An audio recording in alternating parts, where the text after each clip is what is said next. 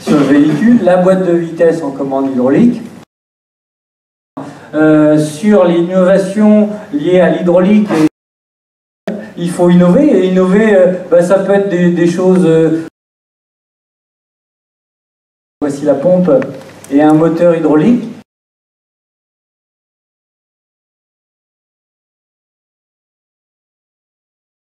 De nouveau sous le soleil, on y avait pensé dans les années 80.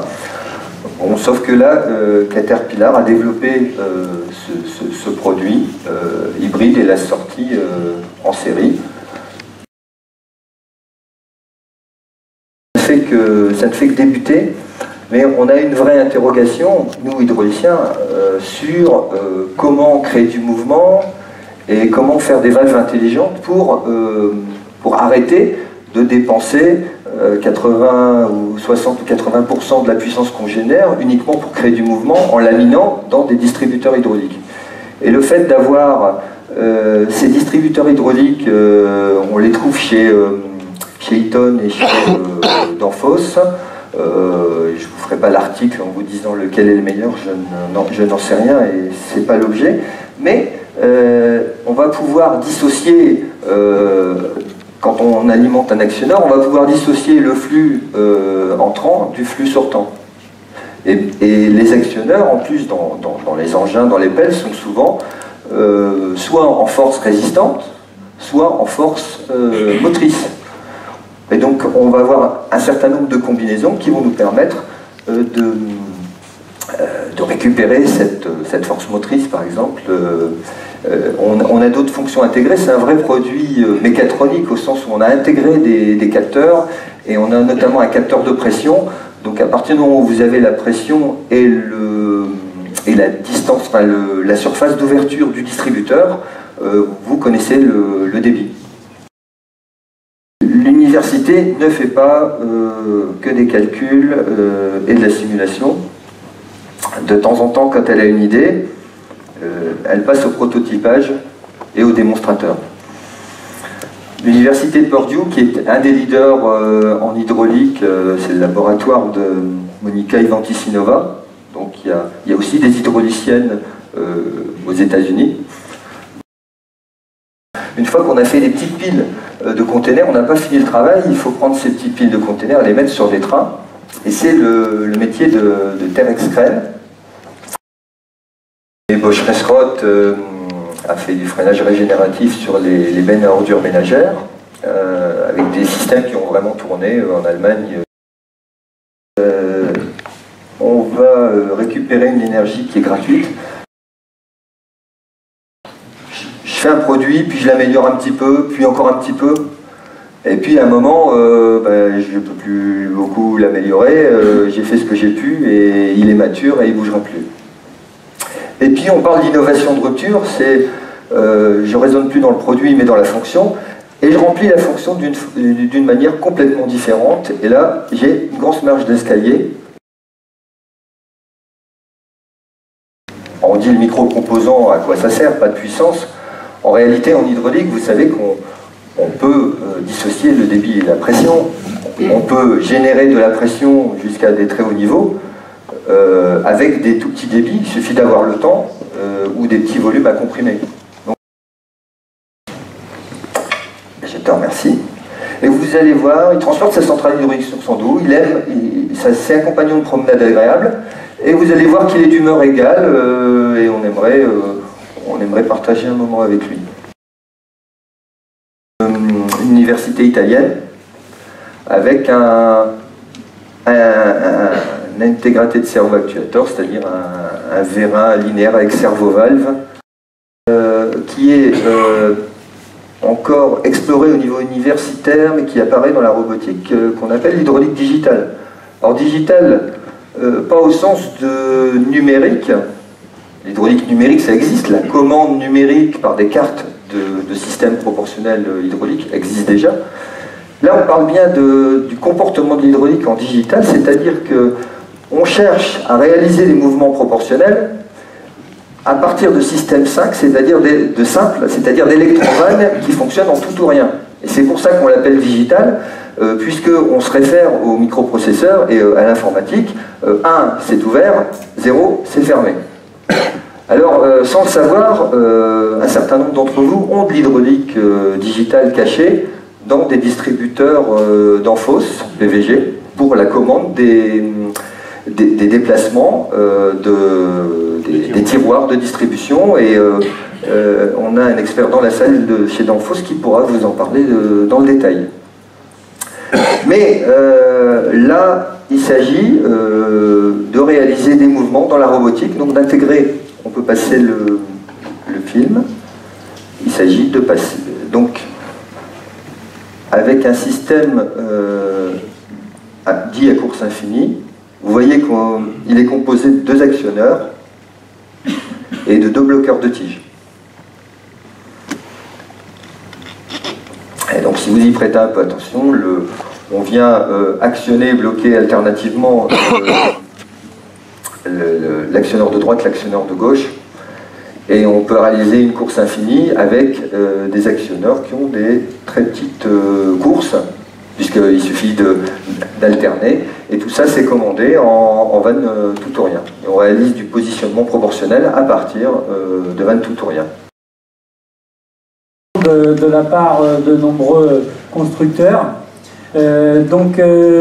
Sur les développements que l'on peut voir apparaître, et là où il y a maintenant des développements qui sont arrivés à terme et que l'on peut retrouver, je veux dire, pratiquement dans le quotidien si le besoin est, il y a l'arrivée du composite qui a permis de réaliser certains vérins accumulateurs, raccords, sur des alliages légers.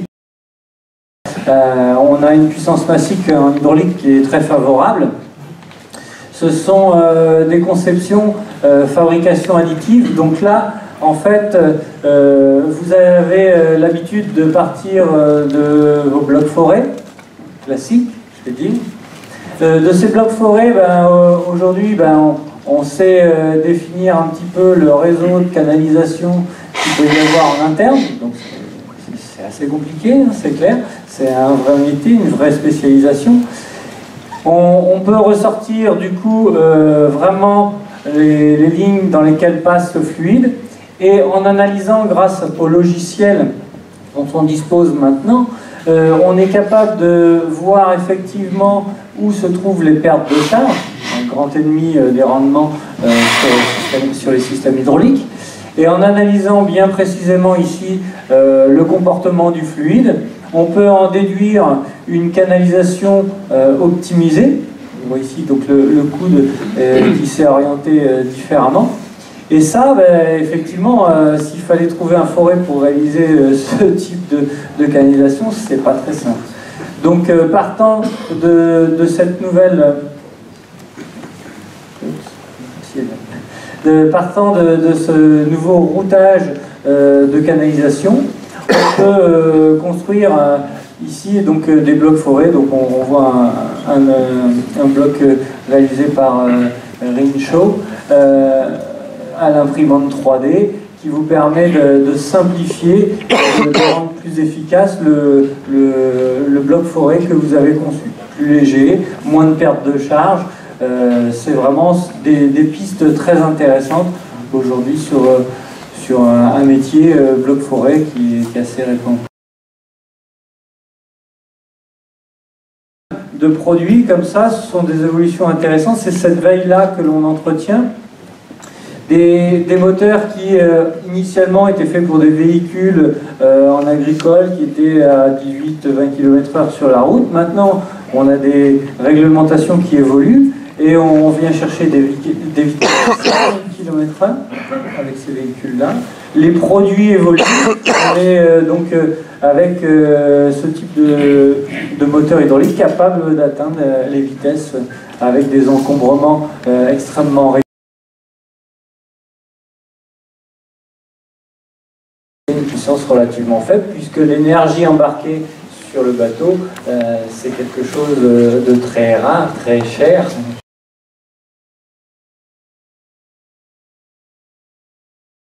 Donc ce sont des hydrauliques avec des commandes numériques.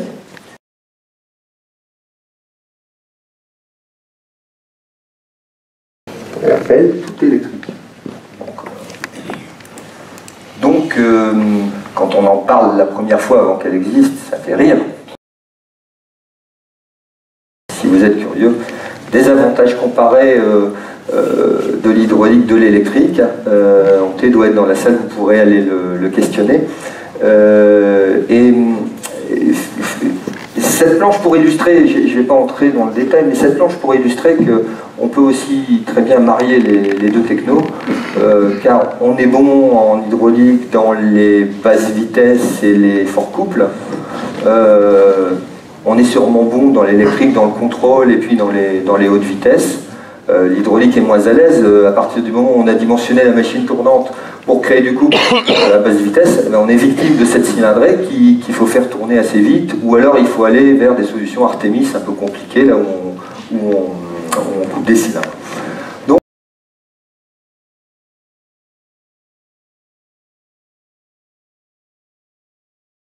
les essayants sur la route, sur le chantier, etc.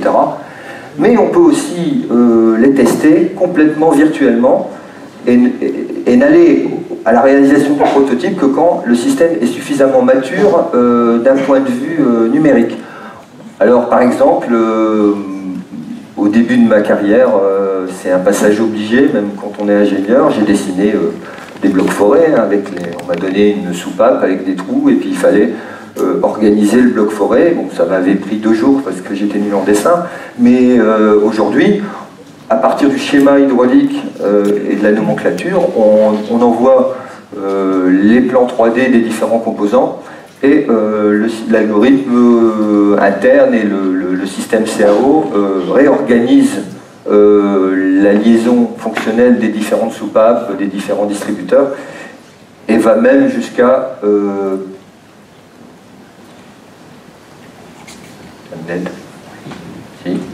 ah oui.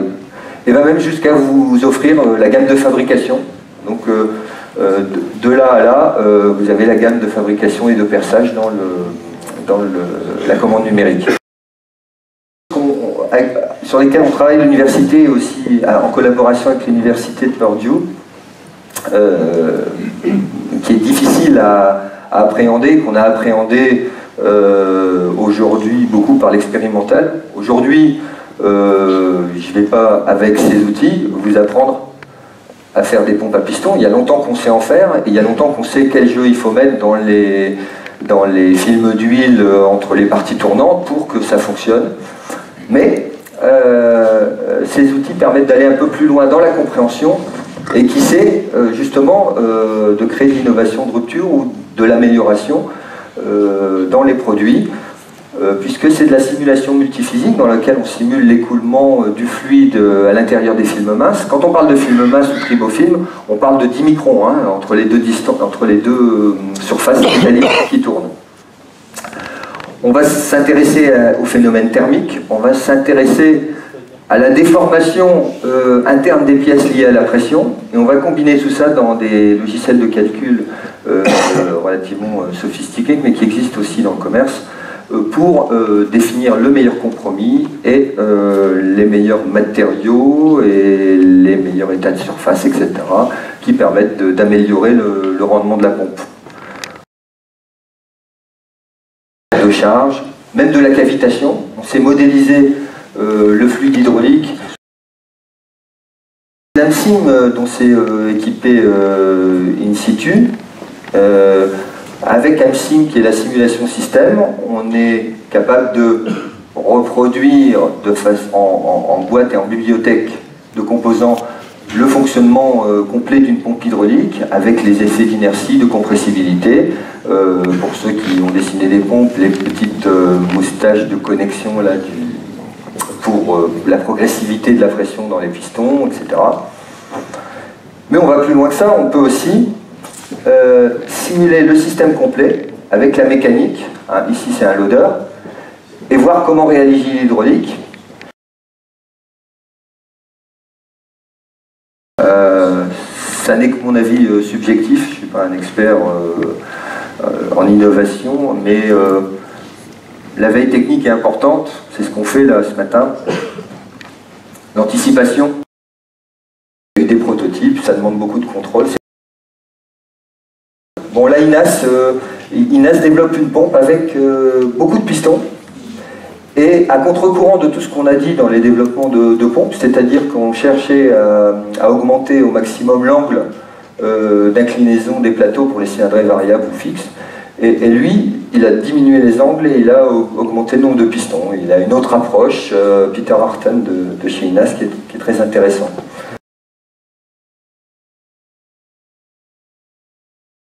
La capacité d'emport de l'ordre de 100-150 kg. Et une autonomie importante. Une autonomie importante qui est donnée par le carburant fossile. Donc comment ça marche? Avec un moteur thermique, on entraîne une pompe, et cette pompe distribue sur les 4 moteurs hydrauliques qui sont aux 4 angles, aux 4 coins. On fait tourner les hélices à la même vitesse, vous soulevez le drone. Si vous faites tourner les hélices à des vitesses différentes, vous avez des efforts générés par l'hélice qui sont différents, et vous inclinez le drone, et à ce moment-là, il se met à avancer. Et vous pouvez le contrôler avec un joystick et une tablette où vous rentrez votre itinéraire. Ne croyez pas que j'ai inventé ça, le joystick et la tablette, c'est des éléments qui ont été incorporés dans un drone chinois électrique cette fois, de la société Eang, qui marche à Dubaï, je crois. Je crois qu'il a volé hier pour la première fois. Ils veulent en faire un taxi entre l'aéroport et le centre-ville pour passer au-dessus des embouteillages.